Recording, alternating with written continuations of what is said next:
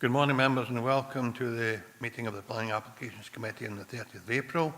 This meeting is being live streamed and will be made available on the Council website for public viewing.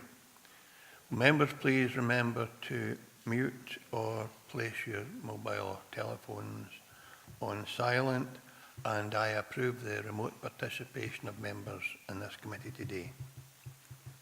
Remote participants, please follow the good practice guidance, which includes muting microphones and switching off your video when you are not addressing the meeting, writing speak in the Teams chat function when you want to contribute. If you are in the hall, you can do this on your iPhone or iPad. Please don't repeat contributions already made by other members. No material should be posted in the chat function if it is intended as part of the discussion. The usual standing orders apply, including that any votes will be undertaken by roll call. If any member has to leave the meeting, please either leave the Teams meeting for that period of time or write leave in the Teams chat function and then join when you rejoin the meeting so we can keep track on whether the meeting is quorate. All members should speak clearly and directly into the microphone when making contributions, and when referring to reports, please provide reference to the relevant page and paragraph to allow everyone to follow.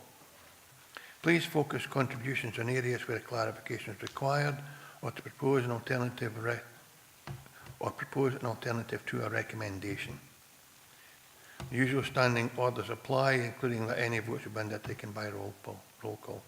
Tracy, can you confirm the said rent and approve remote participation, please? Thank you, Chair. Good morning, everyone. Morning, members. We've got 17 members present in total. 6 members present in Council HQ, being the Chair, the Vice Chair, Councillor Beretti, Councillor John Campbell, Councillor McFarlane and Councillor Slater. 11 members present on Microsoft Teams, being Councillor Blake, Councillor Ian Crothers, Councillor Davies, Councillor Drysdale, Councillor Howie, Councillor Maureen Johnson, Councillor Jordan, Councillor Lowe, Councillor Marshall, Councillor Thompson and Councillor Walters. Got one apology from Councillor Dryborough and not present, Chrissy Hill, Councillor Hill has now joined the meeting. One member not present is Councillor Hislop. Thanks, Chair. Thank you very much, Tracy. Any declarations of interest from members? We don't have the list of remote participants on screen yet. Oh, that's great, thank you. Councillor Drysdale, please.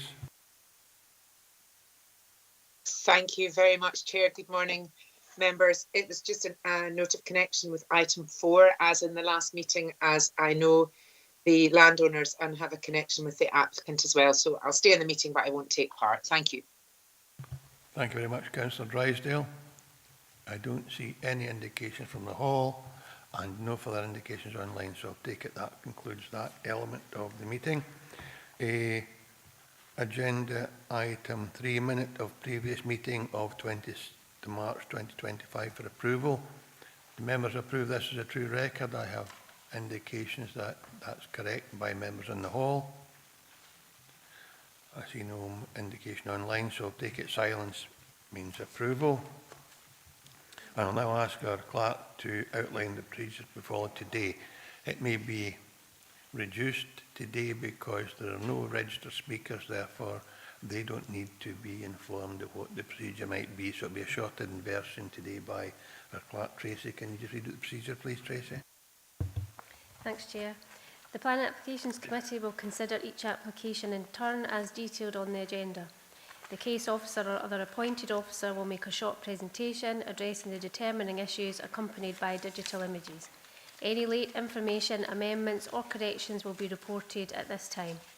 Members may ask questions of officers following the presentation on points of clarification. We have no registered speakers presenting at the meeting today, so the Planning Applications Committee will determine each application once in formal session. Thank you, Chair. Thank you, Tracy. I am obliged to notify you members that the applicant's agent on item 6 has asked that that agenda item be withdrawn, so we will not be considering agenda item 6 today.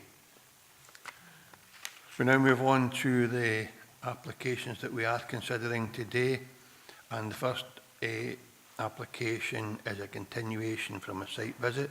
So I will first ask Tracy to confirm who can participate in the determination of this agenda item, and then I'll ask Robert to talk us through the varying issues that arose at the site visit and take us through the images to remind us of the discussion that was held last month. So, Tracy, can you confirm, please, first who can determine the application? Thank you, Chair. Yes, those who can participate are the Chair, Vice Chair, Councillor Beretti, Councillor Blake, Councillor John Campbell, Councillor Ian Crothers, Councillor Davis, Councillor Hill, Councillor Howie, Councillor Hislop, Councillor Maureen Johnston, Councillor Jordan, Councillor Lowe, Councillor McFarlane, Councillor Marshall, Councillor Slater, Councillor Thompson and Councillor Walters. Thanks, Chair.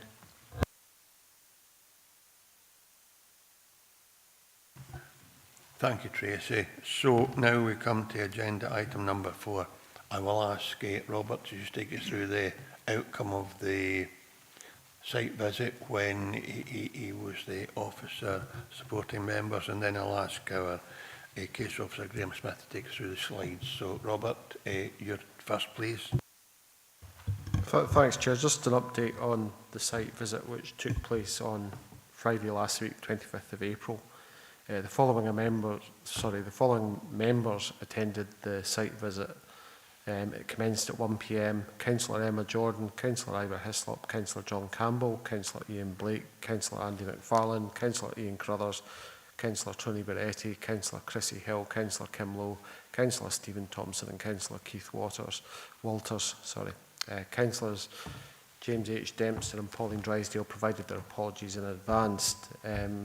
I attended and I met Councillors Jordan, Hislop, Campbell and Blake on the U56A public road, which was to the north of the assembly point on the track to the south. Councillor Blake took his vehicle up the track to the assembly point at viewpoint 3, and all others walked up. The other members, so that's Councillors McFarlane, Crothers, Beretti, Hill, Lowe and Walters, had arrived at the sawmill to the south of the assembly point and made their way up to the proposed site access from there to join the rest of the group. So we all convened at about 1:15 p.m. With the exception of Councillor Blake and Councillor Thompson, who arrived late, all those present walked to the top of Cocket Hill, where the application site is located. Members were offered the opportunity to look at the further range of viewpoints shown in the PowerPoint presentation, but declined. Councillor Beretti found what he believed was a loose plant fossil in a piece of shale near the summit of Cocket Hill. He took this away from the site and was minded to notify it to the local museum service. Information relating to this Scottish fossil code can be found in Nature Scots website, and that was forwarded as well. The applicant's agent was also notified about the fossil find and the information relating to the Scottish fossil code in Nature Scots website, and that was shared with Councillor Beretti as well. So that was as how things stood on Monday. Later on the same day, I got a response from Joanne Turner at the museum service in relation to Councillor Beretti's fossil find, which she'd taken in to get examined. So she managed to get some advice from National Museums Scotland, and I have an email here which basically has an assessment of that, and it says it's not considered to be significant. If you just bear with me, Chair, I'm just looking for the actual email that I've got in relation to this.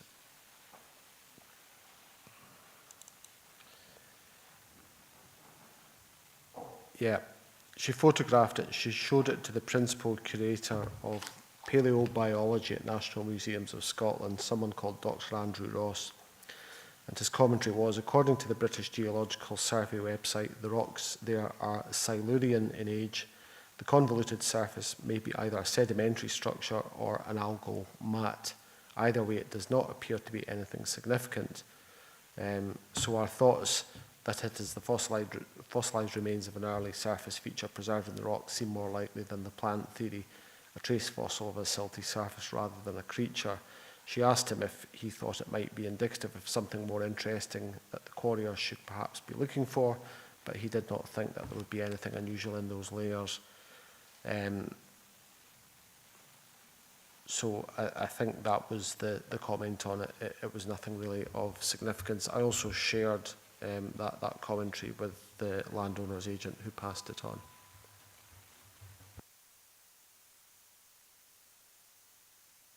Graham Smith will now present the slide presentation. It's the same presentation that you had at the last meeting. Thanks very much, Robert. Graham, just whenever you're ready, please. Good morning, thank you. First slide today shows the location of the site. As most of you know, it's on the Totherwald Ridge, midway between Lockerbie and Dumfries. At this part of the countryside, which is about 1.5 kilometres away from the settlement of Haiti, there are already a couple of established business uses operating out of the sawmill, which is to the east of the red line boundary on this plan. The site falls within a regional scenic area with key landscape characteristics being elevated pasture and locally uneven topography, featuring numerous minor valleys, ridges and hollows. As I noted last time, the application is not considered to constitute a major development as the area of extraction is under 2 hectares.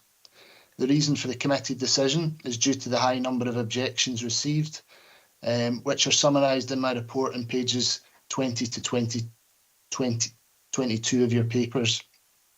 These points were articulated last time by some of the objectors. The next slide shows the access to the site. It would be via a private track shared with the sawmill from the U72A, which is to the east of the site. There was some discussion previously about this and routes in the vicinity more generally. As many have noted, this section of the U72A in the vicinity of the site forms part of the Annandale Way core path.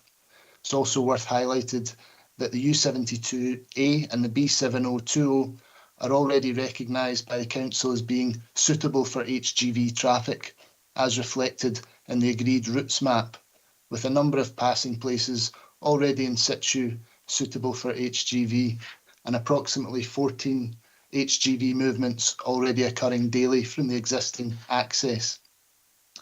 The next slide simply shows a section of the access track past the sawmill. The photo gives you an idea of the locally uneven topography and some of the vegetation. Moving on to the next slide. This shows where the access to the site would be formed, with the area of extraction behind the trees in this image. The next slide shows that the track continues upwards to the north, serving the nearest dwelling. Again, it gives you an idea of the localised topography. The next slide looks upwards to the site from the nearby track. And the next photo is again standing below the site looking upwards. The site is essentially a sloping part of the wider ridge, which you could describe as gently rolling pasture land. The next photo shows a view with back to the site looking southeast, downwards towards lower parts of the landscape at Haiti. Visibility was not good on this day, unfortunately, but members will still be able to see the gentle gradients and prevailing agricultural characteristics. If you can please move on to the next photo. I've included one looking from the west with back to the cluster of farm buildings to the west, looking out to the site which would be beyond the trees in this image. And in the following photo, this again shows a longer distance view looking from the north upwards towards the site which would be beyond the buildings in the foreground at Muirfield. Finally, in the last photo, I've tried to show an even longer distance view towards the site from the B7070 in the vicinity of the settlement of Haiti. The next slide, titled Site Layout, shows the layout of the proposed development, with access curving round the line of trees upwards towards an area of hard standing of some 450 square metres, which would house some staff welfare facilities, along with plant and machinery associated with the operations and a diesel storage tank. If we can move on to the next slide, this includes a cross-section of the extraction, which it is anticipated would be carried out over a 15-year period. This would equate to 283,437 cubic metres of rock extracted, or an average extraction of 58.3 cubic metres per day. To give you an idea of the void created, I've measured that to be in the region of 25 metres in depth from the current ground level at the highest part. The length I've measured as being around 220 metres and width approximately 120 metres. An average of 8 vehicular movements are anticipated per day, maximum of 12 movements in busy periods. This is a volume that roads have described as not significant. The type of vehicle was queried previously. They're described as wheel tipper lorries with a capacity of 20 tonnes. Roads have specified what sections of the road network should be used for quarry traffic, and furthermore a condition can be secured which agrees mutually acceptable routes between the applicant, Roads Authority and Police Scotland. Once the extraction is finished, the hard standing and access track would be removed and topsoil relayed onto the quarry floor. The next slide contains some elevations of the modular welfare unit, which would be placed on the area of hard standing and is relatively typical for this type of development, providing some basic facilities for staff. In conclusion, in the final slide, I've tried to give you a good insight into the context of the site and nature of development. With this application, from a planning perspective, officers have determined that the development can be carried out in such a way that does not significantly adversely affect the regional scenic area. Works would be carried out at an elevated level, but would proceed downwards and would be largely screened by a bund, especially when viewed from the lower levels. The traffic generation would not be significant, and the proposal would deliver some improvements in the local road network. Finally, colleagues in environmental health are content that health and amenity risks associated with issues such as blasting, noise and dust can be successfully mitigated, and planning conditions can secure this. Following on from last time, there were 2 additional consultations that the committee had instructed us to undertake prior to today. These are detailed in pages 17 and 18 of your papers, paragraph 1.2 and 1.3 of the committee report. These have not changed our position, other than the imposition of one additional condition relating to dust emissions, which is number 20. If anything, I would argue that they give the committee greater assurance that the environmental impact and health risks can be mitigated to an acceptable level. In the event of the application being approved, I would recommend that this be subject to the normal legal agreement that would give us security in the restoration and conditions that I believe would help minimise any adverse environmental impact. Thank you very much. Thanks, Graham. I see Councillor Culler's got his hand up. Before that, though, can I remind members we're in session. We're not going to go back to a debate, but I will have a clarification that any member requires following on from the site visit. Councillor Carruthers, please. Thanks very much, Chair. So it was 3 points I really had no issues on, but just points of clarity in real terms. Graham's touched on some. So one was what we discussed on site was the roads. So that the unclassified road, the B7020, that can be conditioned, I think, if this goes forward as an approval, as Graham's outlined. The concerns, I think, that were raised potential on site, I think probably before that, was that there's potential quarry traffic going through High Heck area. And I just thought, whether that's directed or a condition, if this is approved today, then through negotiations with the Police Roads Authority and so on and so forth, that should certainly be discussed. I again was satisfied with the distance separation. I thought it was closer to High as what it was, but the time travel, the distance, and the distance separation methods that will be in place, I was satisfied that it wouldn't be an issue.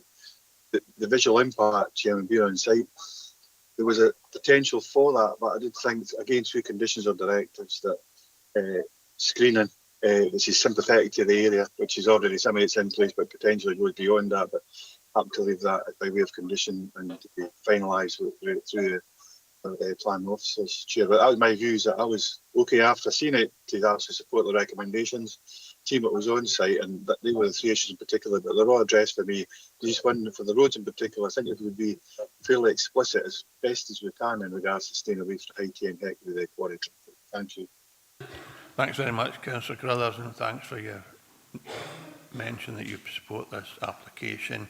I'll have other members, if any, choose to speak, and if no, I'll speak to Graham and then Mr Sutty to see if we can include any conditions or directives on the points you've raised. So, if there are no... Oh, I've got Councillor Campbell and then Councillor Slater in the room. Councillor Campbell, please. Yeah, thanks very much, Chair. Yeah, I thought the site visit was very helpful. While we were approaching the access point along that track, it's classed as a bridle way, and there's 2 gates that walkers and riders have to utilise so that they're actually not going through the property of Cocket Hill. It gives them a bit of privacy because you've got dogs and all sorts of things. So that main access gate that we've seen on the screen earlier on is one of them, which is also the access to the site. I'm just wondering to allow the bridle way access into that sort of field, that does it need a condition or something like that to make sure that the rights of walkers and riders can bypass Cocket Hill to allow them to continue. Thanks, Chair. Thanks, Councillor Campbell. I'll ask Graham just to address that point before we go any further, because it might be in third-party ownership. Graham, can you help us with the point Councillor Campbell has raised, please? There's no proposals to stop off any footpaths as part of this application. If somebody wanted to obstruct a footpath or stop it off, they would need to go through quite a lengthy legal process. So access will be retained for pedestrians and anyone else who wants to use that bridle way. I don't think a condition would be necessary in the circumstances. Thank you. Thanks, Councillor Campbell. I have Councillor Slater and then Councillor Beretti. Thank you, Chair. It's just a point of the quarry, if it's approved, the end of its life, it says that soil will be replaced on the floor. Is that just a covering in there, or do they have to refill that area altogether and bring it back to what it was, like they do in the mining industry? Thank you. Thanks, David. That's normally a standard condition, a reinstatement, although I believe that there was some proposal set up that something would be retained as another option. But Graham, can you just confirm what the proposals are for the restoration of the site, please? Of course. So it would be, the topsoil would be extracted and used within the site to create the bund. The rock would be extracted. At the end of that extraction process, the contours would be as per the cross-section drawings I showed in my presentation. So there wouldn't be any obligation on the developer to fill in the kind of void that's been created. They would just be looking to implement it in accordance with those gradients, should you be minded to approve those gradients, and just relay the land there in the topsoil that was there before. Thanks, Eamon. I know that was reported last month by you. I made a mistake when I read the speakers list. Councillor Walters had actually indicated to speak, and it's on the programme before Councillor Beretti. So, Councillor Walters, please, and then Councillor Beretti.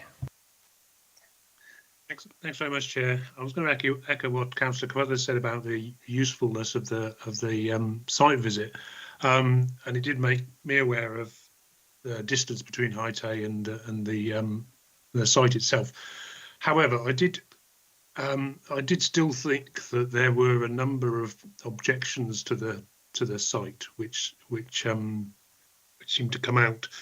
One was the adverse effect on the regional scenic area, which when you're actually on top of the site, when you saw the view and then you saw the views from Hitay and around, I don't believe that you could manage to mitigate that, and so that would be a possible reason for refusal. The other thing was, I know that the roads department have said that the increase in traffic in lorry movements is insignificant, but we were told at the beginning that the current traffic movements are 10 lorries per day for the sawmill, and that the additional ones for the quarry would be 8, another 8.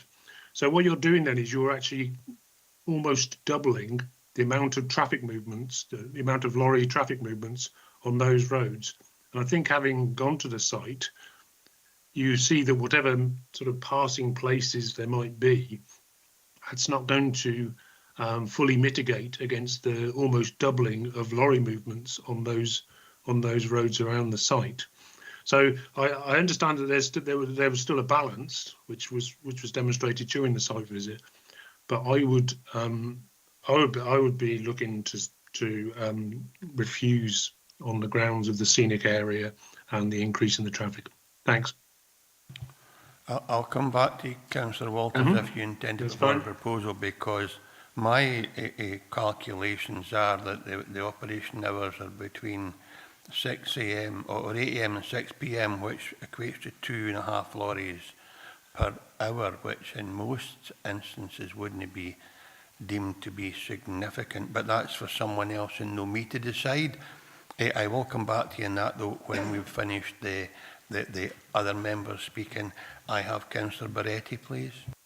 Yeah, thank you, Chair. I would agree with what Councillor Crothers and Campbell said about some of the issues that we probably saw on site. And thank that Robert has brought up that issue of the fossil that I found. So if I agree with the proposal, but I would like a further recommendation based on what happened that day. And that would be it's a watch and brief, just in case. If other members would be inclined to introduce that, I'm sure that can be achieved. So if there are no other registered speakers, I'll ask David, although Graham's still there, but I'll ask David to encapsulate what other conditions or directives Councillor Carruthers and Barretti wanted, and then I'll go back to Councillor Walters, because given that the report says there will be no significant impact on the scenic area and the lorry movements are deemed to be appropriate by our roads department, I would have Councillor Walters produce a set of formal words that would be acceptable as an amendment to the proposed approval. Although I accept it, I haven't got a formal motion yet. So I will ask Mr Sutty to set out what additional directives or conditions could be introduced, and then I see Councillor Carruthers wanting to come back in, I'll invite him in. So David first, please. Thank you, Chair. Just to summarise what's already been recommended in your papers, on page 28, you've got conditions being recommended, condition 4, 5 and 6, and 4 is specific to the route to be followed to make sure that it's the straightforward route and not the less accessible route. They've got condition 5, which is fairly standard, about a traffic management plan for development such as this, and then you've got condition 6 requiring the formation of additional passing places. So really that is all that is deemed necessary from a planning and roads perspective. But if members have other additional conditions that they're wanting for roads purposes, we'd be happy to discuss and consider them. In terms of Councillor Barretti's comment, I would agree in light of the information that's come forward. I don't think, as Robert's portrayed today, that there's a significant find that's been there, but a watching brief akin to what we attach for archaeology, I think would be prudent. So I'd be quite happy to attach an additional directive to that effect. Thanks very much, David. That's helpful. Are you content with that, Councillor Barretti? No, that's fine. That's very good. I wasn't expecting to find fossils on the day, so I apologise to everyone for what's done, but it has actually proven a very useful exercise in that it gave me information about how quickly the museum service could get information back to us. Thank you. Thanks very much, Councillor Barretti. Councillor Carruthers, please. And then when you're finished, Councillor Carruthers, if no you, whichever member, I'm looking for a proposal, whatever that might be. Thanks very much, Chair. So, yeah, so I did get the satisfaction of this. David went through the conditions, so I was comfortable with the points that I'd raised earlier. satisfied. To go back to Councillor Walter's point, so my understanding is that where the quarry site will be, that will be hollowed out. There'll be a bund created, and I think planting and screening. So when you're looking at it from the High Tay side, within about 12 months to 18 months, that'll be looking probably exactly the same as it does at the moment. That was the impression I got in understanding. Also, I think it was a fair point in regards to the traffic generation. And my understanding again is that's why, in order to mitigate against that, beyond on the U7-2A in particular, as David just touched on with the conditions, I think there's at least 2 passing places to be constructed by way of condition, but still to be agreed fully by the Council's Roads Authority. But I would formally move, Chairman, I would propose that we do prove it subject to the extra condition also the Councillor Brett is added to that in regards to the watching booth. Thank you. Okay, on that basis, I'm looking for a mover and a seconder for either approving the report or the recommendation by case officer or a refusal. And if neither come forward, I'll take it that there's consensus on the officer's recommendation and we will go in approval. And no, Councillor Walters, please. Sorry, Chair, I wasn't sure if you were waiting for a proposal, because obviously I was going to put forward the proposal that we would refuse it. I get the sense that I might not be getting a seconder, but I was going to put that forward. You know, because and if you want the sort of exact words, it would be something to do with MPF 4 Policy 4. Development proposals which by virtue of type, locational scale will have an unacceptable impact on the natural environment, and also policy 33 which mentions minimising the transport impacts through the number and lengths of lorry trips.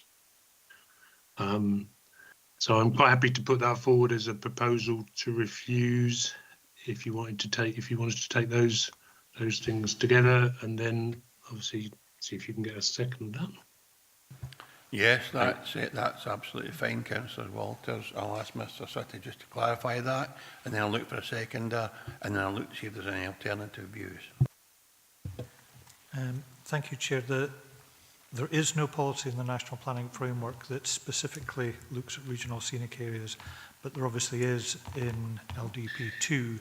So you've got policy NE2.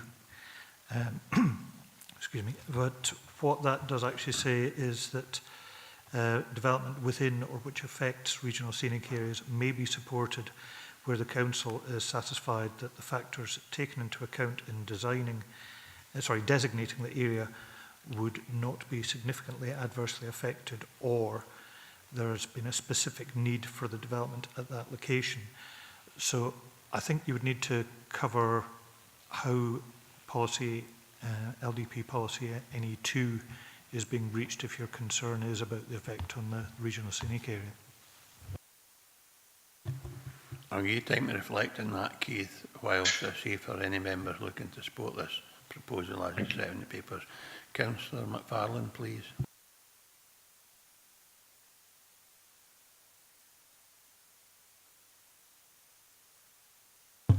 Yeah, I'm happy to support the officer's recommendations, thanks. Thank you, Councillor McFarlane. Do you have a seconder? Councillor Ron Campbell in the chamber. Happy to second, Chair. Thank you, Councillor Campbell. So, Chrissy Hill, please.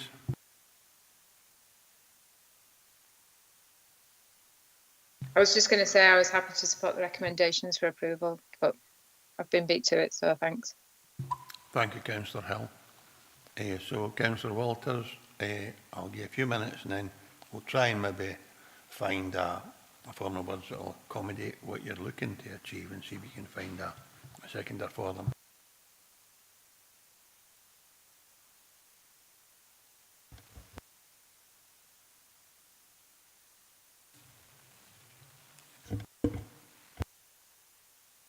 I've asked David just to reiterate what he was advising Councillor Walters on earlier.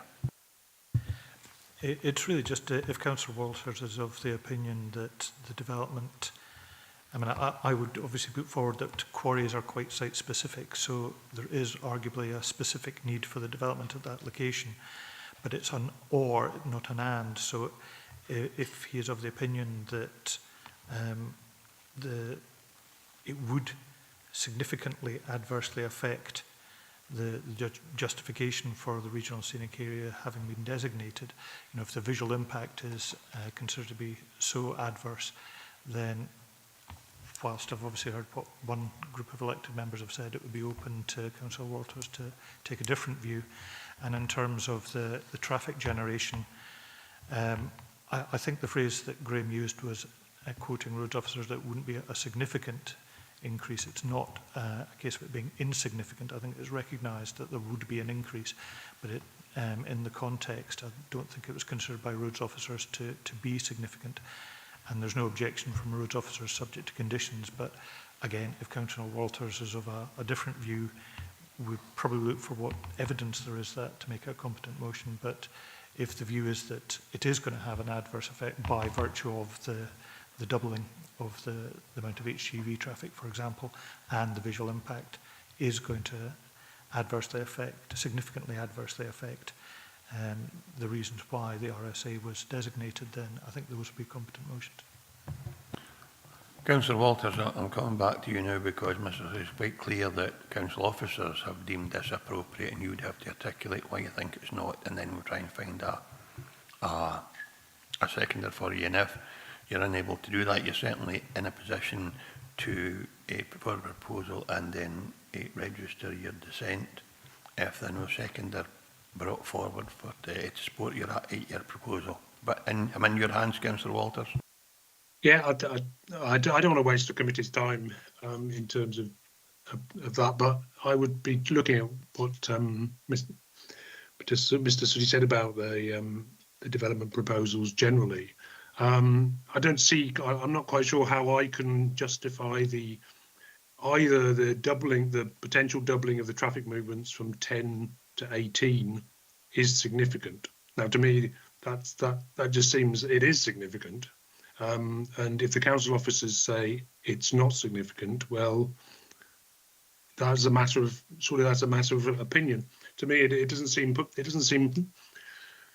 logical that you can describe something which is being doubled as not significant. But I'm in your hands in that respect. But I'd be happy to try and put something forward using those 2 points.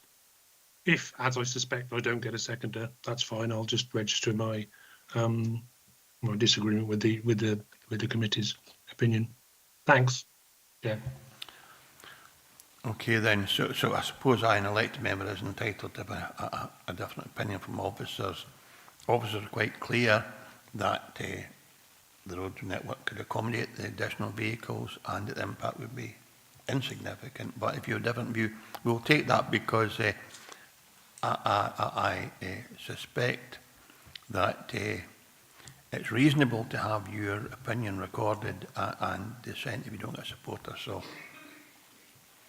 we will take your, it's an amendment now that you want to refuse the application based on the additional volume of traffic and impact in the scenic area, and we'll go to determination if Mr. Sooty is content that that is reasonable. Yes, sorry, I'm scribbling things down. Not wanting to put words in Councillor Walters' mouth, but what I've noted down is that the visual impact of the development would be contrary to National Planning Framework 4, Policy 4, because of the environmental impact on it, and also LDP 2 policy, NE2 on national scenic areas, and it's also considered to be contrary to LDP 2 policies OP1E and T2 because of the adverse impact on the road network through a doubling of the HGV traffic on that particular road network. If you're happy that was what you intended to say anyway, Councillor Walters will have that as an amendment. Yep, I'd be happy with that. Obviously, it's a regional scenic area that we're talking about, isn't it, rather than a national scenic area. But yeah, but apart from that, I'm happy. Thank you. And if Councillor Marshall looking to speak. Yeah, I'm happy to second that. I'm concerned about the increase in HGV movement along that route, and also concerned that I know there's a preferred route, but in a lot of cases previously that's not always followed, and that could have an impact on other roads within that area. Thank you very much, Councillor Marshall. Without further ado, we will move to the vote, and I'll ask our governance officer to remind us what the motion amendment is, and then she'll take us through the vote. Thank you, Tracy. Thanks, Chair. So the motion proposed by Councillor McFarlane, seconded by Councillor John Campbell, is to approve the application subject to A, the successful completion of Section 75 planning obligation within 6 months of the date of the decision or such other reasonably extended timescales as agreed by the appointed officer, and the conditions detailed in the report, also attaching a directive on the watching brief regards to the archaeology, and the amendment proposed by Councillor Walters, seconded by Councillor Marshall, is to refuse the application on the grounds that this development would have a significant adverse effect on the regional scenic area and the visual impacts, which would be contrary to MPF 4 Policy 4 and Local Development Plan 2 Policy NE2, and would also have a adverse impact on the roads, which would be by the doubling of the traffic generated, which would be contrary to Development Plan Policy OP1E and T2. I'll Thank you, proceed Tracy. to the vote. Chair? Motion. Vice Chair? Motion. Councillor Barretti? Motion.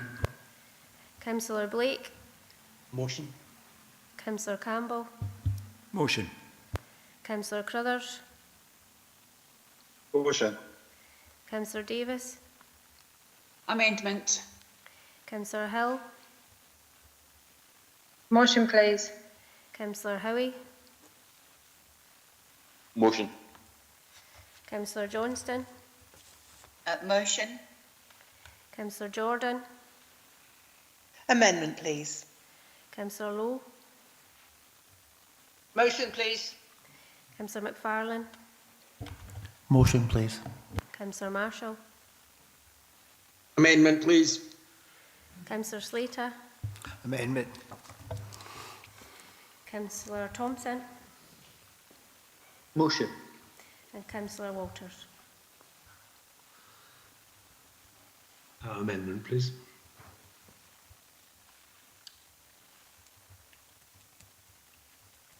So the motion is carried 12 votes to 5. The application is approved, subject to the 75 planning obligation and the conditions in the report with the directive around archaeology. Thank you, Tracy. Move on to agenda item number 5, an application which is section 42, application for the erection of wind farm up to 9 wind turbines, 7 turbines maximum height 200 metre to blade tip, and 2 turbines maximum height 180 metres to blade tip. Formation of access and access tracks, borrow pit, temporary construction compound, erection of substation and battery storage facility, and associated infrastructure at variance with condition 1 of planning permission 22/0471/S42, appeal reference PPA-170-2163, to allow a further 5 years to initiate development, section 42 amended description, at Fell Wind Farm site between Black Craig Wind Farm and Loch A, 7 kilometres to the south of Moneyhive. As I said, it's a section 42 application, reference number 25/0141/S42. Recommendations approved subject to conditions, and our case officer is Robert Duncan. Robert, will you take us through your presentation, please?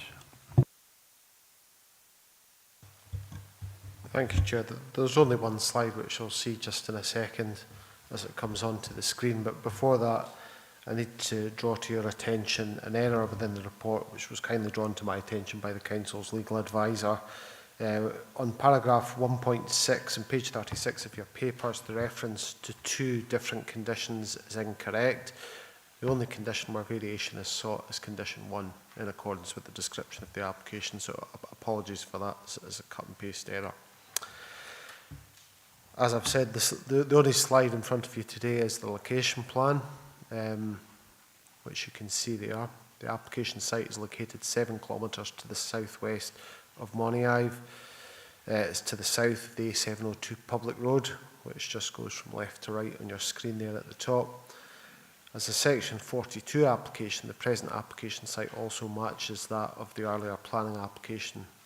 That was the appeal decision. Our reference for that was 220471 Section 42. There's no proposed change to the substance of the application. The turbines that are proposed would each remain as a mix of 200 metres and 180 metre types from base to tip, and there would be 11 of them. Planning history of the site is fairly complex, and that's set out within the report in front of you at paragraph 1.14 on pages 39 and 40. So, summary of key points within the report. The guidance in Section 42 applications contained within Scottish Government Planning Circular 3 of 2022 has been set out within the report at paragraphs 1.3, 1.4, 1.7, 1.8 and 1.9. The key determining issue is set out at paragraph 4.4 of the report. The practical effect of granting planning permission as recommended is set out at paragraphs 4.12 and 4.13. There are a number of representations which are included within the report, and the justification provided by the applicant for the Section 42 application is set out within paragraph 1.13 of the report on pages 38 and 39. That arrived as a separate submission from the applicant. It is understood that grid connection dates in this case are several years into the future for this project, so the application is motivated by that. And the recommendation in front of you is to grant planning permission subject to the conditions listed.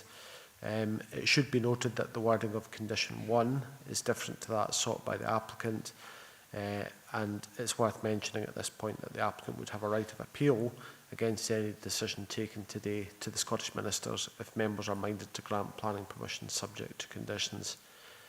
So in summary, I'm just happy to answer any questions that members may have at this point. Thanks, Chair. Thanks very much, Robert. Any questions for our case officer? Councillor Drysdale, please. Thank you very much, Chair. I'd just like to ask a few questions on behalf of the Corset community and surrounds. I think there's a bit of confusion. I'm sorry that I'm giving you this information, Robert. Could you just confirm with me, the names in the planning application report keep changing in my mind because it's been called Fell Wind Farm, and then we see Loch Earn mentioned, and in the past it's been called Nary, and we've also heard it called White Nuke. So as a councillor, I'm extremely confused as to which, I'm sorry to say this, but which application are we talking about here? Is this the similar application that was a scoping inquiry, or is this an actual planning application that's a Section 42 that can then be objected to by, for example, the Corset community, which showed a 96% objection to more wind farm developments in the Corsica area? So I just need a wee bit of clarification, if that's okay, through yourself, Chair. Thanks. Thanks, Pauline. Robert? Happy to answer that, Chair. I'm probably best taking you to page 40 of your papers today. So when you see the reference number 14C20072, that was an application made to the Scottish Ministers under Section 36 of the Electricity Act. Councillor Slater, can you switch your microphone off, please? Thank you. Sorry about that, Robert. Do you want to start again? I'm happy to start again, Chair.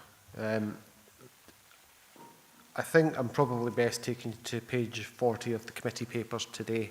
So you can see the reference number 14C20072. So that was an application made to the Scottish Ministers under Section 36 of the Electricity Act for the erection of 26 turbines and associated works. So that was known as the Loch Earn Wind Farm. So that came in logically in 2014. It was withdrawn on the 18th of May 2016. It was in proposed Eon development, and I remember it at the time because I was at a meeting over at Natural Power near St John's Town of Dalry, and they withdrew it that day together with the proposal they had at Quanton. So that was in the wake of the Amber Rudd announcement in the House of Commons in relation to the kind of localism agenda and how it impacted on wind energy and so on and so forth, and support mechanisms. So that was a different proposal to the one that's in front of you today. That was withdrawn. That never got any permission at all. It was never granted. So that you then move above that to the reference number 200148 FUL, which was an application for planning permission for the erection and 35-year operation of a wind farm comprising 9 turbines, formation of access tracks, borrow pits, battery storage, etc., etc. That was granted subject to conditions on the 2nd of November 2021, and that was a non-determination appeal, reference PPA 1702146. So that was, if you like, the original Fell wind farm permission. You've then got one more recent than that, which was 220471S42, which was a Section 42 planning application. Again, that decision was such that it was granted subject to conditions under appeal. Again, a non-determination appeal because there hadn't been a decision reached by the Council within the statutory time period of 4 months. The other 2 applications above that, so the first one of those is at the top of page 40, 250539S42. It's an application that was registered as valid on the 18th of March this year. It hasn't been determined yet, so that's something that will come before you in due course as a major planning application. And then you also have, most recently, 250647S42, summarised at the bottom of page 39. Again, that application has been registered as valid, this time 7th of April, and that's yet to be determined, but that would come in front of you. So what you're looking at, the original one, the 14 case, was called Lochar Wind Farm. The 4 applications since then have all been described as Fell Wind Farm. If it's helpful to Councillor Drysdale, I do have a plot of the various turbine locations for these on our GIS map system, and I'd be happy for her to share. Well, I'd be happy to share it with her, and for her to share that with the Community Council after this meeting, if that's helpful. That would be helpful, Robert. I think the other question was about the Cossack Community Council being able to object, and I'm sure that isn't the case, but can you just confirm whether community councils are consulted on a Section 42 and whether there's any opportunity for them to object? Thank you. Thanks, Chair. It's just in accordance with standard process. Each of the community councils receive a weekly list of planning applications. If they want to request a consultation on a particular application that affects the amenity of the area or it's within their area, then they can ask for that consultation. So they could have acted in this case, they could have asked for a consultation, they could have responded, and if they had responded to this, they would have had the status of a statutory consultee. But the opportunity is now gone. Yes. Thank you, that's what I was looking for. Councillor Drysdale, do you want to come back? Thank you very much, Chair. Thanks, Robert, for going through that. I have to say, I'm probably still finding it all quite confusing, and I think it's quite clever of these wind farm companies to have, submitted so many applications and, in fact, keep changing the names of all the applications. And, in fact, from the documents I've been reading from the various community councils, a lot of people within this community feel that they have already objected when, in fact, they haven't, because so many different applications keep coming forward. And I think for people within our communities, especially out here in the West, it becomes so overwhelming and so hard to keep up with. And we're still having difficulties communicating with the wind farm developers. Well, personally, I'm always supportive of, proper use of energy, but not when we're completely going against our community concerns. So I did meet with a wind farm company earlier at the end of last week, and I'm being honest about that. So if it comes before us, I'll declare an interest. And at that meeting, I said, stated, why are our communities still not having 15% share in these wind farm companies? Or why are our communities not receiving the benefits of reduced prices on their energy?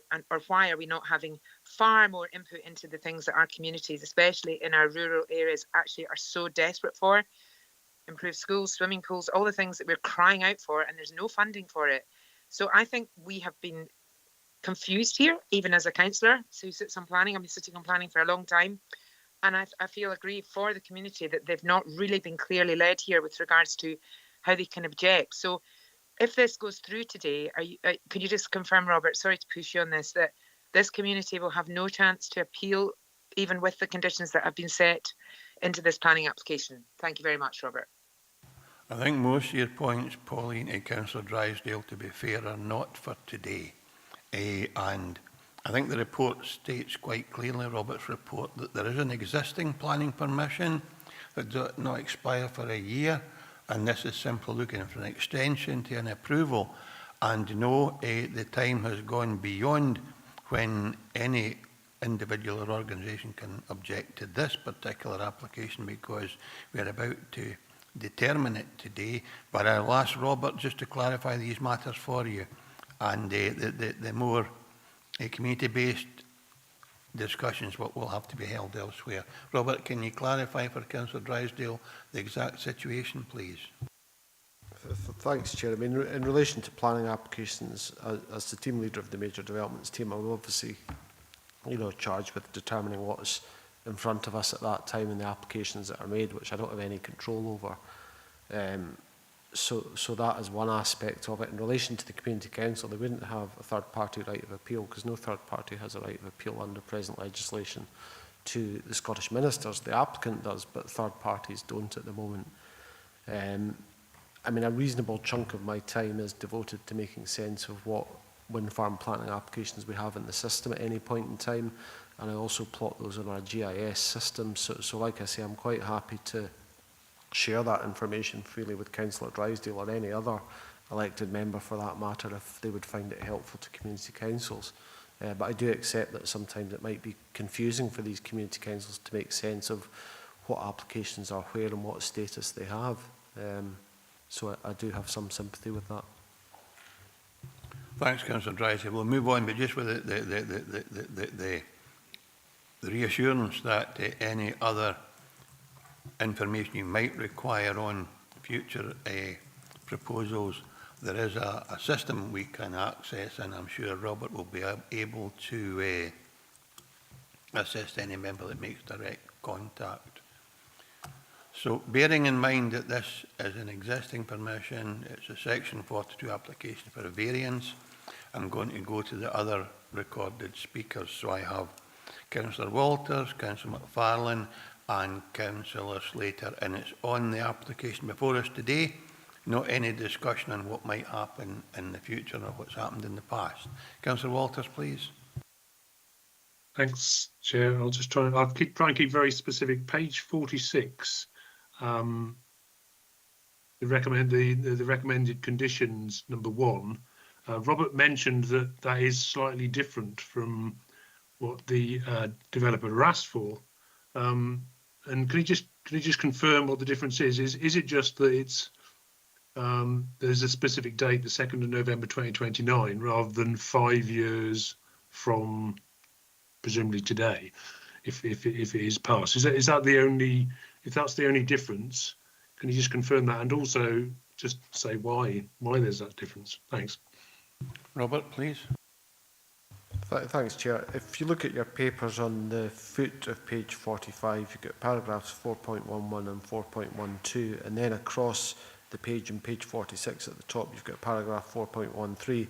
So effectively, the condition that's recommended there, condition 1, effectively allows the applicant a further 3.5-year period broadly beyond the 10th of March 2026 to implement the discharge of the suite of planning conditions and implement the development, which seems reasonable to me in the circumstances. When I looked at the recent Hochsrig Section 42 decision that went to this meeting, I think it was in February, it was in line with that kind of timescale.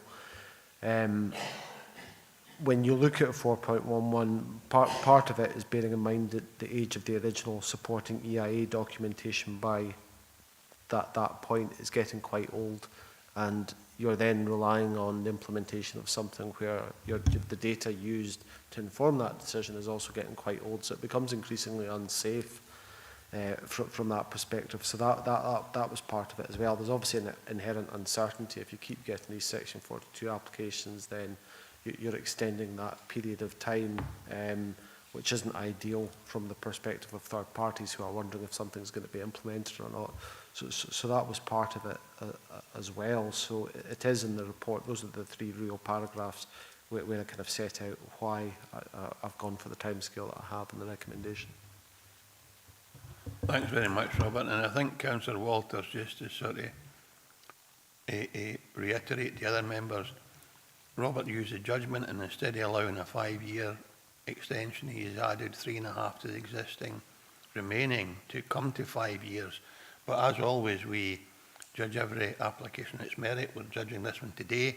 And if another, I know there's concerns about how long this application has been sort of pending implementation, but in 2029, if they want to bring another proposal back to us or any time in advance of that, that will be considered at the appropriate juncture by the members in office that are present at the time. We're just dealing with this today, and Robert's outlined very clearly why he decided to allow a 3.5 years extension instead of the 5 that was requested. Councillor McFarlane, please.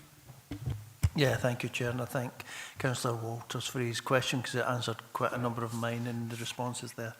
On page 54, paragraph 34, it says the number of turbines is 31.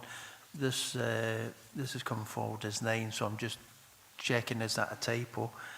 On page 56, we've got some tables, and they've got an FI, I think it is, at Craig Mewey, and then a similar one at half mark, and I'm just wondering, what is it? And is there any significance in the fact that one's a capital F and one's not? And then on page 57, it talks about a tonal penalty. If we could just have a little bit of explanation on that. I know that it does go on page 59 about tonal penalty there, but just to help my understanding, that would be great. Thanks. Thanks, Councillor McFarlane. Robert, do you want to address these points, please? Thanks, Chair. I mean, looking at the decision, the Section 42 application relates to Condition 1, effectively cloning the previous planning permission with the exception of Condition 1, which is varied. So the other conditions that you've mentioned and the content of them has been lifted from the previous appeal decision. So it's effectively replicating the terms of the permission they already have, except in relation to Condition 1, which results in a different timescale. So I wouldn't be able to answer the questions about the conditions which were on the appeal decision off the top of my head, I'm afraid. Sorry. I think there is a risk, Councillor McFarlane, if we change the conditions placed on by the government, we might find an appeal going back again, which is why Robert has replicated the conditions that he received on the appeal notice. But Councillor McFarlane? Sorry, is that in relation to the numbers, Robert? And when I said on page 54, section 34, because it's, you know, this in front of us says that we're looking at 9 turbines, and on that it says, let me just turn to the page. And Councillor McFarlane, Mr. Sutty has confirmed it should be 9. There's a typo. Oh, right, okay, Robert, yeah, that's fine. That figure should be 9. Yeah. Well spotted. No. And the other items was the tables on page 56. It's just an explanation for my understanding what the FI is, and is there a difference between the two of them, and then what is a tonal penalty. So I'm not looking to change anything, just looking to Robert, I'm sure clarification. Thanks. Robert, please.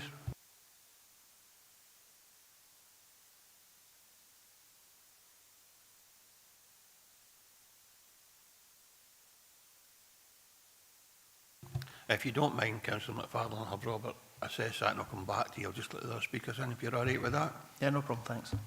Thank you for that. Councillor Slater, followed by Councillor Drysdale. Councillor Slater, please. Thank you, Chair. It's a question for Robert. As regards planning, if it was passed today, it said there's no grid connections. So, can they still be built and the grid connections are not there? And if they're not there in that time, does that affect the planning, the decision we make today? But I mean, there's no grid connection, so they can build their windmills, but the electricity's not going anywhere. But what I'm really asking, when are they going to put the grid connections in? Will it be in the time scale before the planning actually runs out. Thank you. I think it's in your report, Councillor Slater. It says quite clearly that the developer doesn't have a connection, a grid connection at present, therefore they won't construct speculatively. They will wait until they get a grid connection confirmed before they start to construct, and they anticipate they'll be able to do that within the time frame that we've asked for, but Robert can clarify that for us.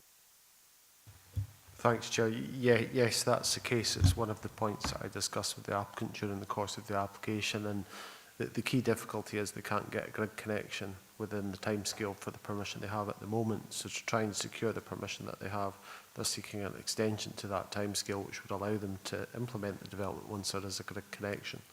So they're not intending to implement the development unless and until there's a grid connection there.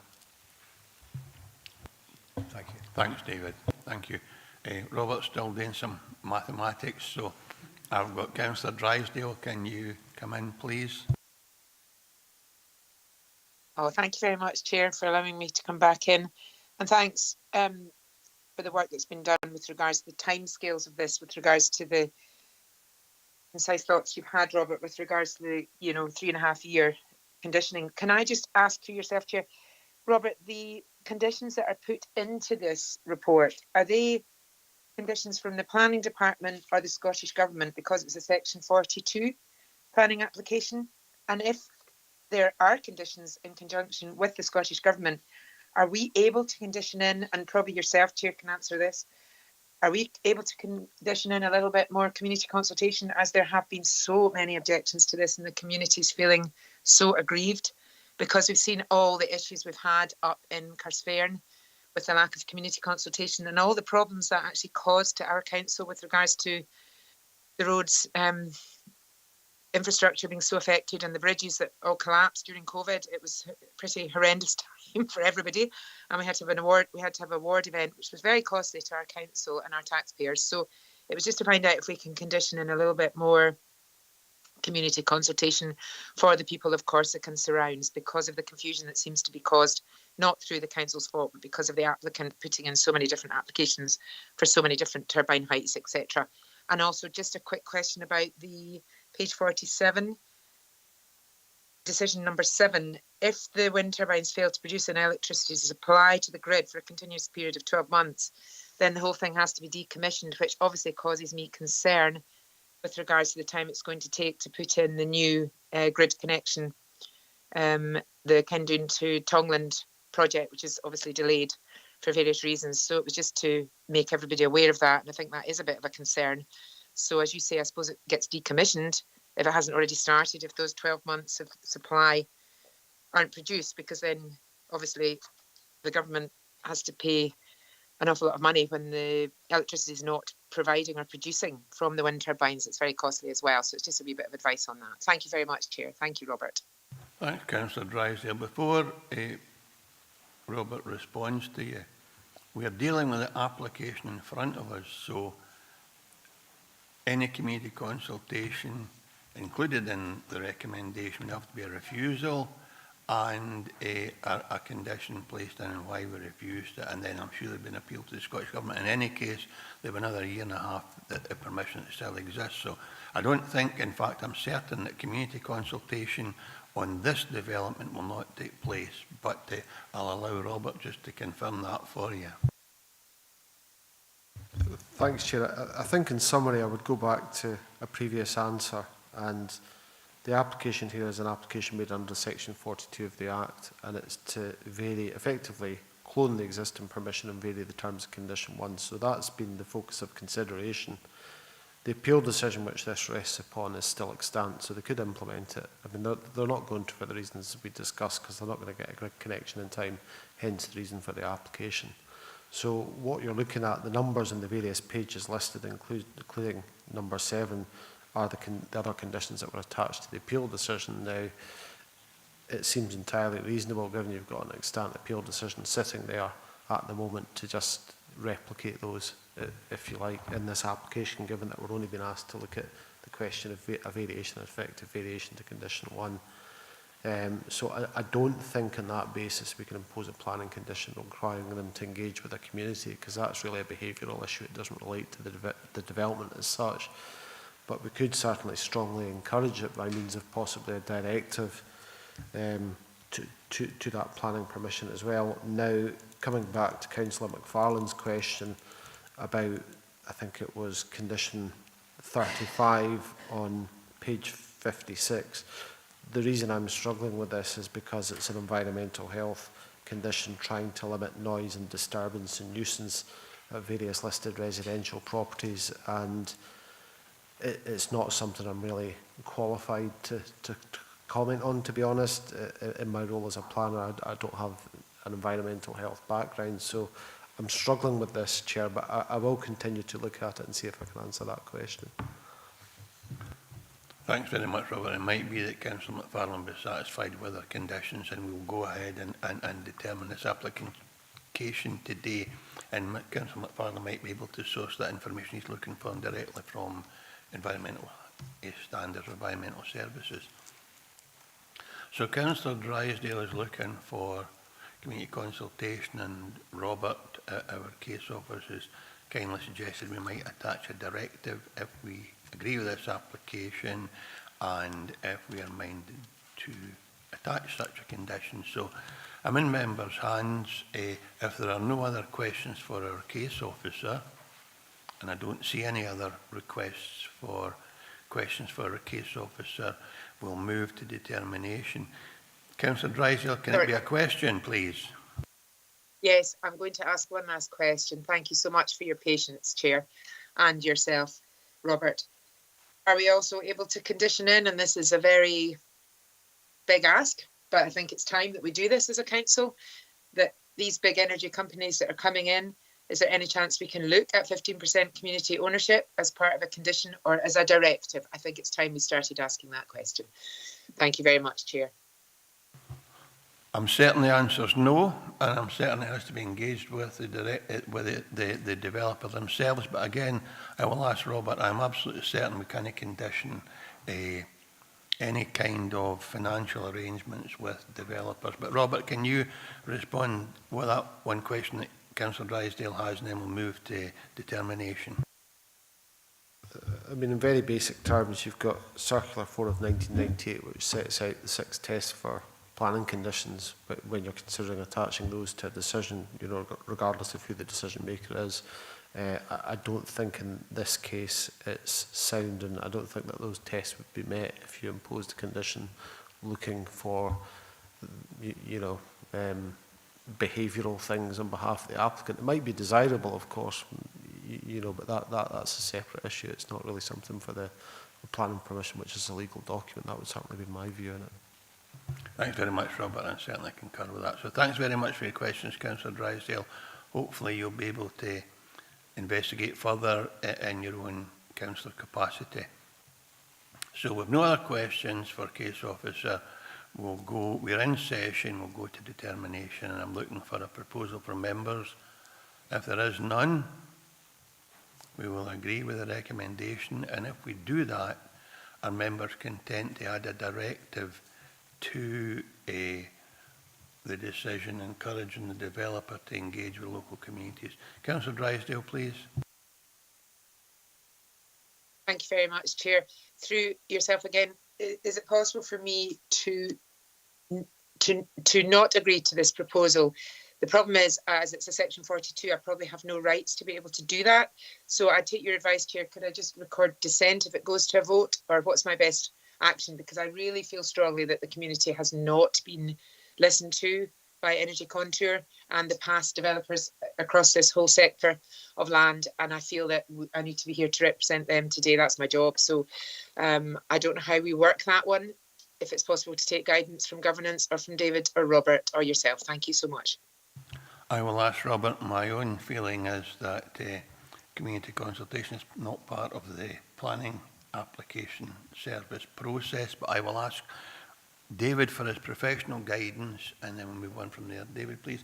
So can we refuse this application on the basis that the community has been consulted properly? I mean, certainly I'm satisfied that the the normal processes have applied here. It's whether or not Councillor Drysdale can actually procedurally note her dissent to this if there isn't, I mean, I'm sure Tracy can advise, but I was under the impression it had to come forward as a motion or an amendment before you could, which then doesn't get supported, and then you could dissent. Yeah, I don't think she's wanting to dissent, Councillor Drysdale. I think she's wanting to refuse the application on the basis that community consultation has not taken place, or significant community consultation has not taken place. And it's whether or no a refusal can be put forward on that basis. Well, my clear advice is that would not be a material planning consideration which would justify a refusal. Yeah, that's what I thought. So, Councillor Drysdale, you cannot do that. You cannot put forward a proposal to refuse on the basis of community consultation. If you have grounds other than that, you can put forward a proposal, and as a governance officer will advise you, don't a seconder, you can declare dissent, but that's entirely up to you. It'd have to be on planning grounds and in the knowledge that the application is, the permission for the development is still live, and it's live for another year, but it's up to you. And in the meantime, if there are any other proposals from members of the committee, I'm happy to take them. That'll give you time to reflect, Councillor Drysdale. There are no indications other than a silence. So take silence as agreement that we will accept the case officer's recommendations in their entirety, with the additional directive that community consultation must and should be one of the priorities of the developer or developers in whatever area of the Dumfries Galley that might be. And if that's the best you can get, Councillor Drysdale, I'm grateful to you for your involvement in this and the issues you've raised, and we'll move forward. And there's an indication from Councillor Drysdale that she may be no happy, but she's accepting that that's the situation. No. I'm sorry, Chair, can I come back in? I'm so sorry. Sorry, Jim, I apologise. So, through yourself, can I just ask David and Robert, am I able to object on the fact that I don't believe it meets LDP2 policy NE2, in that the regional scenic area would be so badly affected? Am I able to put forward a motion of dissent with regards to that? Because that is my understanding and belief. Thank you.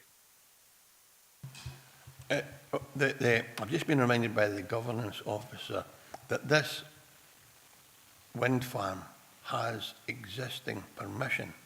Therefore, that element of the application has already been considered and supported by the Scottish Government. So there is no opportunity to object to an existing permission.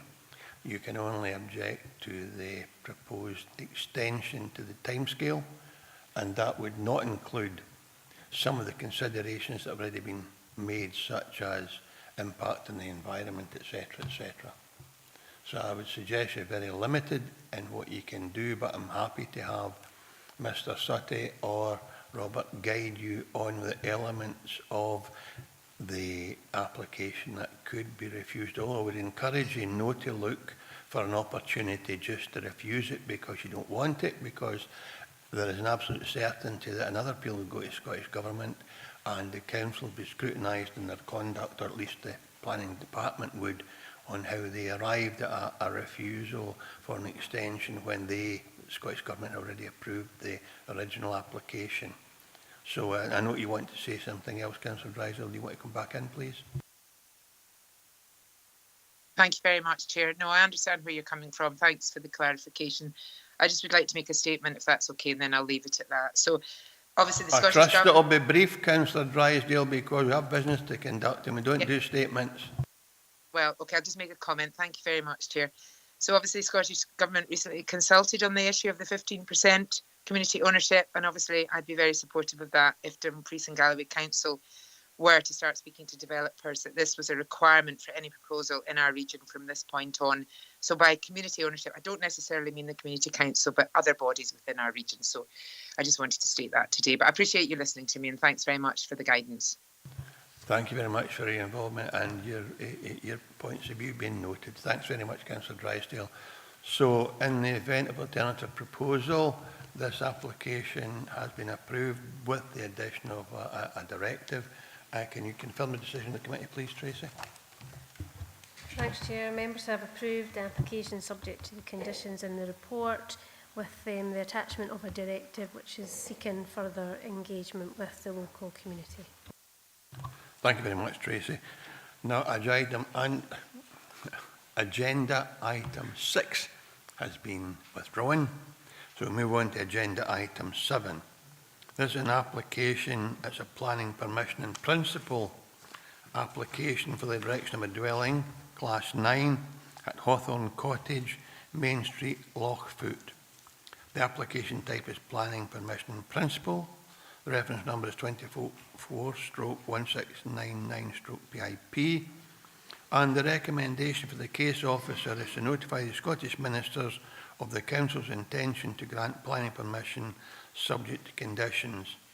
Case officers Joshua Scott, and Joshua is not present with us today. However, our planning officer Rachel Lightfoot is here to present on Joshua's behalf. I note before that Councillor Walters had his hand up. Is that a legacy, or do you have something you want to raise prior to this agenda item commencing, Keith? Yep. Thanks for letting me in, Chair. I just wanted to raise it on the issue of the previous item being withdrawn. I just wanted to check, because it seems to have happened to me quite a lot recently in terms of the planning meetings. You read the papers, you decide what you're going, you talk about, you think about what you're going to do, and then things are being withdrawn on the day. And I wondered if either there is a deadline for when planning applications can be withdrawn, and if so, if it is before the actual day of the meeting, can the members be informed of that? Thanks very much for that question. I'll ask Mr. Sutty to respond, but I'm absolutely sure that we're notified at the time or the juncture when the application is withdrawn. But very often it's because they have pushed their discussion with the planning department to the wire, for want of a better phrase, and trying to persuade the planning department to change their mind and make a positive recommendation. But I'll get Mr. Sutty to respond to your question, Councillor Walters. Thank you. Thank you, Chair. It can be a little frustrating as officers to go through all the process of producing a report, making a recommendation. It goes on a published committee agenda and then it's withdrawn. But it's the applicant's application and they are entitled to withdraw it right up until the point that a decision is issued. I've even had one instance, and I did ask for legal advice at the time and was advised it was legitimate, that after the committee decision was made, they withdrew the application before the refusal was actually issued, just because they didn't want a refusal notice on the land. So it is frustrating. I certainly advised the chair and the other officers dealing with it of the fairly last-minute withdrawal. If members would like me to send that out to all members in future, I can certainly do that, as it can, as I say, be fairly last-minute. Thanks very much, David, and thanks for Keith. And I think it might be useful, as Keith says, or Councillor Walters says, it's frustrating to spend your evening reading a report and then discover on the day that it's been withdrawn. So if that can be actioned, can you ensure that all members are notified of an agenda item withdrawal at the earliest opportunity? Members, we're happy with that? Assent in the room, so I'll take it that's what we'll do in future. Thanks very much for that offer, David. We'll now go to Rachel, pleased to present the agenda item 7 images, and Rachel will be able to take any members' questions. Whenever you're ready, Rachel, thank you. Thank you, Chair. Good morning, councillors. This application seeks planning permission in principle for the erection of a dwelling. Turning to the site, oh, it's not very red, but the site is outlined in red in the middle part of the eastern side of the village as you're looking there. The block plan here shows the buildings which are currently on site and the potential illustrative outline of a building which could go on site as the new dwelling. It shows surrounding properties, the hall and the neighbour to the north. This is the SEPA flood map. As you can see, the hall is shown on the plan and the corner part of the site is affected by flooding. This is looking at the access point. You can see the hall to my left as I'm looking at it and the adjacent dwelling to the right as I'm looking at it. Again, this shows the existing buildings on site and the relationship to the hall, the existing access points which are available at this point. This is looking back towards the adjacent dwelling with the dwellings to the rear also visible in the photograph. This is inside the site looking back towards the road. These are the rear of the properties on Moat Drive. Again, looking across to the existing bungalow adjacent to the site and the existing buildings on the site. A wider view panning across to include the hall and the existing access point. Just again, a little bit more in detail. Looking back, panning back towards Hawthorne Cottage.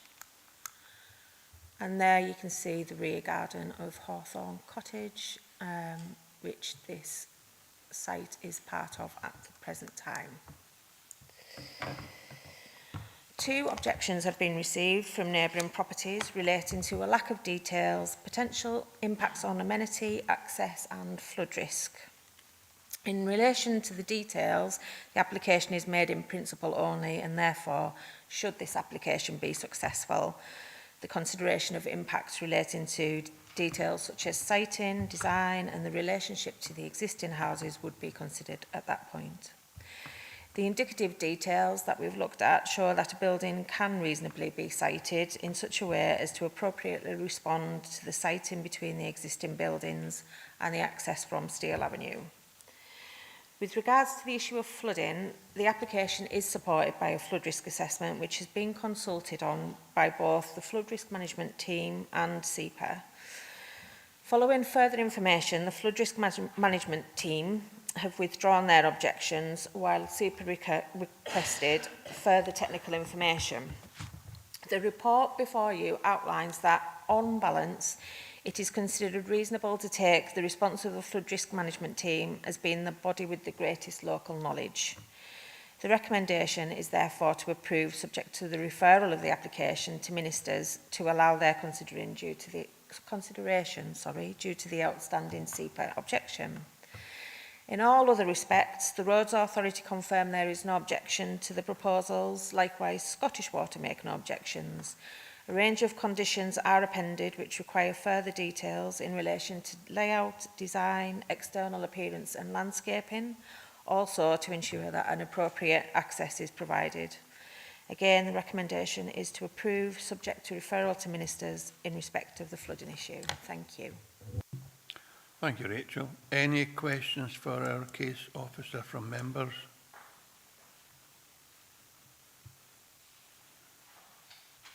In that case, we'll go to we're in session. If there are, Councillor Campbell, please. If we're in session, I'm just happy to go with the recommendation, Chair. Thank you, Councillor McFarlane. Happy to second. Thank you, Councillor McFarlane. Any alternative views? In that case, it's the decision of the committee to approve this application. Can you just confirm our decision, please, Tracy? Thank you, Chair. Members have agreed to notify the Scottish Ministers of the Council's intention to grant planning permission subject to the conditions detailed in the report. Thank you very much. We go on to agenda item 8, members. An application to develop land without compliance with condition 9 attached to planning permission 00/P/3/0166 to allow for the sale of unrestricted Class 1 retail comparison goods at Unit 4, Cuckoo Bridge Retail Park, Glasgow Road, Dumfries. The application type is a Section 42 application, reference number 24/1262/S42, and the recommendation is to approve subject conditions. I will ask Graham Smith to take us through his presentation, but just remind members, oh, there's an echo somewhere. Just remind members before we do, we're not discussing any particular retailer or company. We are discussing the unit and the purpose it might be used for. Graham, you take us through your presentation, please. Thank you. First slide in the presentation demonstrates the location of the application property, which is a mid-terraced vacant retail unit in Cuckoo Bridge Retail Park. It's a commercial centre within the settlement of Dumfries, and it's approximately 1 kilometre outside the town centre. The blue star in the location plan on the right shows the position of the retail park within the urban area, and the plan on the left shows Unit 4, encircled in red, which is one of 7 units of varying sizes. That purple line to the north is a national cycle route, with Maxwell Town Industrial Estate beyond that. The unit fronts onto the car park with Tesco Extra beyond that. The next slide shows you a photo of the retail park. Unit 4 doesn't have any corporate branding on it since the previous operator, a carpet warehouse, moved out some 3 years ago. Unit 4 sits between Laura Ashley and the food warehouse. The unit fronts directly onto the customer parking area and looks onto Tesco. Traditionally, this park and the nearby Dumfries retail park have been known for their bulky goods retailing. However, radical changes have occurred to retailing in the past decade, and half of the bulky goods operators have been lost. With vacant units diversifying, we now see a mixture of different operators in the retail parks, including gyms, food and bargain warehouses, with bulky goods relatively modest within the mixture. The next slide shows the vacant shop front with cantilevered style awning fronting onto the customer parking area. Photo 3 just simply shows that if you move on to the next one, again, that's just a little bit more easier to see. The unit, the third one, just looking out towards Tesco's. The next photo just simply shows the servicing arrangement at the back of the units. We can move on to the next slide. This shows the rectangular shaped floor plan. It should be noted that there's an accompanying application for a mezzanine floor, which is currently being considered, and recently consent was granted for some minor external alterations to the building. Next slide just shows an aerial view of what we would refer to as sequentially preferable sites, which are those vacant properties in and around the town centre at the time of making the application. Each of the properties on this list have been considered and discounted by the applicant as they do not fit their criteria for a range of reasons, which I've summarised in paragraphs 1.11 and 1.12 of my report.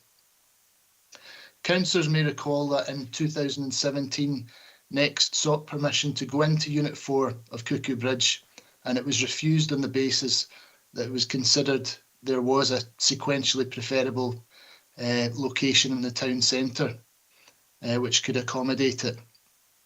The appeal for that decision was upheld. Committee may ask themselves what has changed in the intervening period that would now allow officers to give a favourable recommendation to lifting the restriction of the unit. Clearly, the retail sector has undergone further upheaval. It's notable that Next have not located into the town centre, instead relying on their online collection point at Cuckoo Bridge and their other nearest physical presence in Carlisle. The policies of the current development plan continue to promote town centres as a retail destination and for decisions to protect the vitality and viability of town centres. In this instance, we've sought the advice of an experienced and impartial retail expert who's provided us with their own analysis of the retail impact of this proposal, which is available to view on the application file. They are satisfied that the applicant has carried out a sufficient sequential analysis of alternative sites, and they agree that there were no suitable sequentially preferable sites in this instance. They agree with the applicant that the impact on the town centre would be negligible, and providing the kind of conditions that would allow a retailer such as Next to return to Dumfries would bring with it certain qualitative benefits for the area as a whole that should not be understated when considering its relative strength as a retail destination. The next slide outlines what I've tried to cover as being the main issues. It's not been a contentious planning application, and we consider that the applicant has carried out an appropriate assessment of the retail context and why they consider Cuckoo Bridge to be the only place that meets their requirements. We agree that there will be no material impact in the town centre. We acknowledge that bulky goods retailing is in decline and does not look to return in the foreseeable future. That doesn't mean that a blanket lifting of the bulky goods restriction would be appropriate. Rather, each proposal assessed in turn on its own individual merits, taking cognizance of any implications on town centres. Finally, improving the strength of Dumfries more generally as a retail destination is something that I've given weight to in these circumstances. Improving the quality of choice for local consumers is likely to result in some opting for this area rather than further afield in areas such as Carlisle. In summary, I consider that lifting of the restriction for this unit in this instance complies with the development plan. I therefore recommend conditional approval. Before I finish the presentation, I just wanted to draw to your attention condition number 2. Should you be minded to go with my recommendation today, I'd recommend that that condition refer to Class 1A rather than Class 1. That was just a mistake. Thank you very much. Thank you very much. Graham, questions for Case Officer? Councillor McFarlane, please. Yeah, thank you, Chair. I'm looking at page 94, 4.12, where it talks about the economic considerations of it and says about the number of staff who will be employed compared to what's currently employed by the company who are making the planning application. And I'm really just querying as to whether this will be a displacement of the staff who are currently employed there or if this will be additional staff. Thanks. Graham. Graham, please. I think that would carry forward. I think there's a couple of staff employed there at the moment who would continue to be employed moving into that operation. So I think that would include the staff that are there at the moment too. Thank you. Councillor Walters, please. Thanks, Chair. On page 88, when we're talking about the proposed alternative wording for the proposal, I just had a couple of questions. It says that we're suggesting on 1.7 that plans should be approved for the sale of clothing with ancillary footwear, but not. And then there's the list of things. So does that mean that then the bulky goods would the existing bulky goods proviso would be withdrawn? So it would only be sale of clothing with ancillary footwear. Or is that in addition to what is there? Because that seems to be swapping one restriction for another restriction. And obviously we're not talking about a particular company, but it seems that we're like I say, we're swapping one restriction for another restriction. That's my question, really. It would be, and that's based on the advice of the retail consultant who kind of acknowledges that restrictions are useful, would still be useful in this context. So it's restricting it to Class 1. 10% of the floor space could be used for kind of any kind of goods, because I think they acknowledge that under 10% is would be insignificant. So next, the operator that we would have in mind for this proposal would be mainly clothing with some ancillary footwear, and then a small bit of homeware as part of their kind of overall floor space. So yes, it would be swapping one restriction on this particular unit for the other. The rest of the retail park would retain the restrictions wherever it's relevant. Thanks. Sorry, Chair, do you want to? Thank you, Councillor Walters. Well, I forgot. Could I just come back then? Because Yeah. as I was saying then, what we seem to be doing is swapping one restriction for another. So is there not an option to actually have both possibilities, that an operator in the future, for instance, if Next wanted to sell furniture, they were able to sell bulky goods, or they were able to sell the sale of clothing as well, rather than just say, no, you can't do the bulk goods anymore. You have to do the footwear with the whole list of things that you can't do. Is that not something that we could do? I think it just assessed what's in front of us, and on the basis of what the applicant is looking for at the moment. If they wanted to change it, if they implemented that permission and it was Class 1 clothing, and then at a later date they wanted to then sell bulky furniture, they could make an application, or as you suggest, we could tweak the wording of the condition to that effect. I think both things are possible.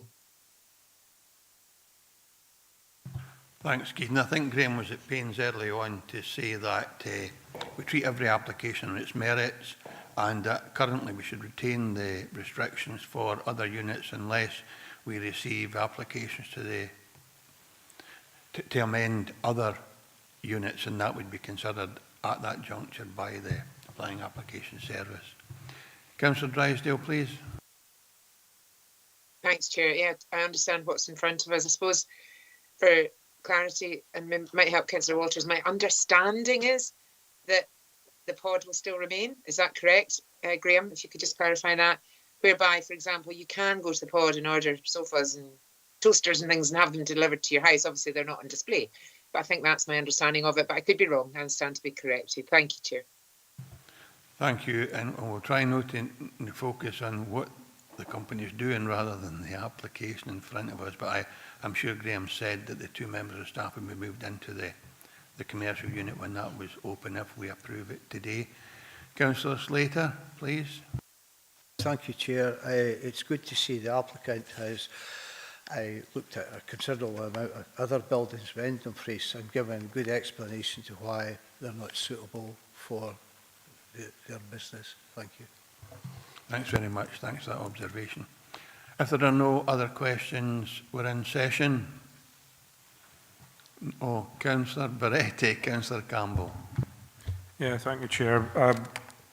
Listening to this and in retail trade, I would accept the application and go with their officer recommendations, because none of us here can know what in 10 or 15 or 20 years' time what the retail trade might look like. But certainly I would understand that it is all to do with HG Class 1 and Class 2 deliveries and not so much with the smaller goods. Thank you, Chair. Thank you very much, Councillor Campbell. Happy to second. Thank you. If there are no other alternative proposals, it's approved by the committee. Can you confirm the committee decision, please, Tracy? Thanks, Chair. Members have approved the application subject to the conditions in the report, which includes referring to Class 1A in the condition. Thank you. Thank you very much. I have no other business for today. Thank you, everyone, for being here, and thank you for attendance. Look forward to seeing you next month. Thank you. Meeting closed. Thank you, Thank Chair. you, Chair. Chair.